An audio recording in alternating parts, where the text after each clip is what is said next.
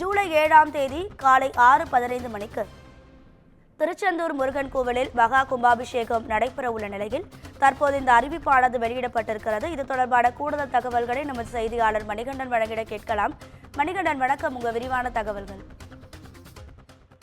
வணக்கம் ராதிகா. முருகப்பெருமானின் அறுபடை வீடுகளில் 2ஆம் படை வீடாக விளங்குகிறது தூத்துக்குடி மாவட்டம் திருச்செந்தூர் சுப்பிரமணிய சுவாமி திருக்கோவில். இந்த கோவிலில் 300 கோடி ரூபாய் மதிப்பீட்டில் பெருந்திட்ட வளாக பணிகள் நடந்து வருகிறது. இதற்கிடையில் வருகின்ற ஜூலை மாதம் 7ஆம் தேதி திருச்செந்தூர் கோவிலில் 14 வருடங்களுக்கு பிறகு குடமுழுக்கு விழா நடைபெற உள்ளது. இதற்காக கோவில் மற்றும் கோவிலை சுற்றி பல்வேறு பணிகள் நடந்து வருகிறது. இந்த நிலையில் ஜூலை மாதம் 7ஆம் தேதி காலை 6:15 மணிக்கு மகா கும்பாபிஷேக விழா நடைபெற உள்ளது. குறிப்பாக திருச்செந்தூர் முருகன் கோவிலில் 9 நிலைகள் கொண்ட ராஜகோபுரத்தின் உச்சியில் உள்ள கோபுர கலசங்கள் அனைத்தும் கீழே இறக்கப்பட்டு புதுப்பிக்கப்பட்டு மீண்டும் கோபுரத்தில் பொருத்தப்பட்டுள்ளது.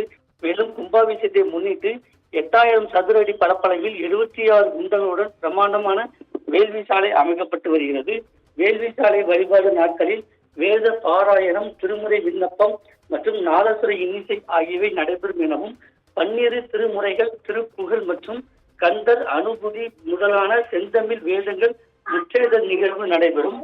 மேலும் காலை 7 மணி முதல் மதியம் 1 மணி வரை மற்றும் மாலை 4 மணி முதல் இரவு 9 மணி வரை 64 ஓதுவார் மூர்த்திகளை கொண்டு பக்க வாத்தியங்களுடன் 12 திருமுறைகள் மற்றும் கந்தர் அனுபூதி முதலான செந்தமிழ் வேதங்கள் முன்னேற்றுதல் நடைபெறும் என அறிவிக்கப்பட்டுள்ளது.